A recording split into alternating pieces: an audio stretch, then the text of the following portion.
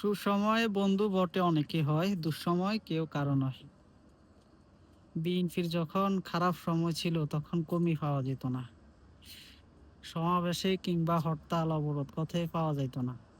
তখন আমরাই, আমি দায়িত্ব নিয়ে বলতেছি এবং প্রমাণ হিসেবে আমি বলতেছি, আমরাই তাদের কর্মসূচিগুলো ম্যাক্সিমাম আমরাই পালন করতাম। একটা উদাহরণ দিই, আহ নয়াপল্টনের সমাবেশ যখনই ডাক দেওয়া হইতো তখন ম্যাক্সিমাম মানুষই জামাতের উপস্থিতি থাকতো, শিবিরের উপস্থিতি থাকতো। আমরা সে জনসমাগমের একটা উপলক্ষ ছিল। আজকে বিএনপির অনেক কর্মী, অনেক নেতা, মানে অভাব নেই। একটা হরতাল অবরোধ পালন করতেও মানুষ পাওয়া যাইত না। এই হরতাল অবরোধ এগুলো ম্যাক্সিমামে আমরাই, শিবির এবং জামাতের মানুষই পালন করত। 2009 থেকে 15 পর্যন্ত, 14 সালের নির্বাচনের আগ পর্যন্ত যে বেগম খালেদা জিয়া অবরোধ হরতালের ডাক দিয়েছিলেন, তখন এই অবরোধ হরতাল ম্যাক্সিমাম সফল করেছিলেন জামাত এবং শিবিরের মানুষগুলো। আপনাদের অবশ্যই মনে আছে, বেগম খালেদা জিয়া একটা সংবাদ সম্মেলনে বলেছিলেন যে আমার পাশে এখন কেউ নেই, আমার নেতা কর্মীরা এখন কোথায়, যে যার মতো করে টাকা পয়সা ইনকাম করে পালিয়ে গেছে, নিশ্চুপ হয়ে গেছে। এটা ছিল একটা স্ট্রিপ, শেখ হাসিনার ক্ষমতার 3 টার্মের প্রথম স্ট্রিপ। মধ্যবর্তী স্ট্রিপে গুম হত্যার শিকার হয়েছিলেন যারা ত্যাগী কর্মী ছিলেন। 18 সালে তো নির্বাচনে অংশগ্রহণ করলেন। পূর্বে তখন জামাতের অনেক নেতাকর্মীকে গুম করা হয়েছিল, বিএনপিরও করা হয়েছিল তুলনামূলক বেশি, গুপ্ত হত্যা করা হয়েছিল। আমার মনে আছে, তৎকালীন মনে হয় যুব দলের সভাপতি মনে হয়, তাকে হাত করা পরিয়ে গুলি করে হত্যা করে শীতলক্ষ্যা নদীর তীরে ফালাই দিছিল। মনে হয় 7 দিন পরে তার লাশটা খুঁজে পেয়েছে, বস্তার সাথে বেঁধে তারা ফালাই দিছিল। সম্ভবত আল আমিন নাম, কালো করে, আমার সঠিক খেয়ালে নাই। আমি আর্কাইভে অনেক সার্চ করছিলাম গুগলে, ওই নিউজটা আমি পাই নাই। আপনারা দায়িত্ব নিয়ে জিনিসটা দেখবেন। অনেক মানুষ তারা হত্যা করছে। ইভেন কি এ গত নির্বাচন, লাস্ট 2023 সালে যে নির্বাচন হয়েছিল ডিসেম্বর মাসে, এই নির্বাচনের আগের বিএনপি যে আন্দোলন করছিল, তখনও বিএনপির প্রায় 118 জন মানুষকে হত্যা করা হয়েছিল 4-5 মাসের ভিতরে। কারণ ওই আন্দোলনটা বিএনপি এস্টাবলিশ করছিল প্রায় 3-4 মাস ধরে। সর্বপ্রথম শুরু করছিল মনে হয় বরিশালের জনসমাবেশ দিয়ে, পরবর্তীতে সিলেট, ঢাকা, রংপুর, এরপরে 28 অক্টোবর।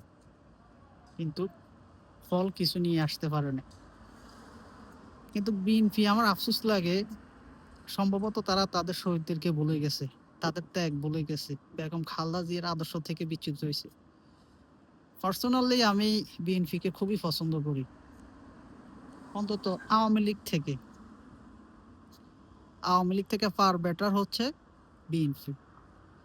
আর আমি এটাও মনে করি বাংলাদেশের জন্য প্রয়োজন হলো এই জাতীয়তাবাদী শক্তি এবং ইসলামী শক্তি বাংলাদেশের সার্বভৌমত্বের জন্য একটা আশীর্বাদ। আমরা বিভক্তি চাই না। এই হাসিনার আমলে কেউ নির্যাতনের বাইরে ছিল না। আপনারা কেন বারবার আওয়ামী লীগের ব্যাপারে সবসময়, মানে আপনাদের এখনকার যে সময়টা, তাদের প্রতি একটু সহানুভূতি, তাদের প্রতি একটু মায়া মমতা কাজ করতেছে। আপনাদের প্রতি তো, আপনাদের নেতা কর্মীদের প্রতি তো এতটুকু দানা পরিমাণ মায়া তারা করে না। আসলে মানুষ হচ্ছে গিরকিটির মতো, শুধু রং বদলায়। আহ, আমাদের একজন কবি ছিল, সে বলছিল যে আহ, সম্ভবত কবির চৌধুরী, মানুষ বেঁচে থাকলে রং বদলায়, মরে গেলে পচে যায়। আমরা এমন কেন? এই কিছুদিন পূর্বে ১-২ বছর আগের ঘটনা আমরা ভুলে যাই শুধু স্বার্থের জন্য। জাতি হিসেবে আমরা এটা কামনা করি না। আমরা চাই না। আমরা চাই ঐক্যবদ্ধ বাংলাদেশ। আমি আওয়ামী লীগের ব্যাপারেও আমি একটা করছিলাম। ধারণা পোষণ করছিলাম যে অন্তত ২০২৪ সালের ২৩ সালের নির্বাচনটা যদি তারা অ্যা ভালোভাবে দিত, সবাইকে অংশগ্রহণ করে একটা আ সবার কাছে গ্রহণযোগ্য একটা নির্বাচন দিত, তাহলে আমার মনে হইছিল আওয়ামী লীগ হয়তোবা দেশের মানুষের কাছে গ্রহণযোগ্যতা পেয়ে যাবে।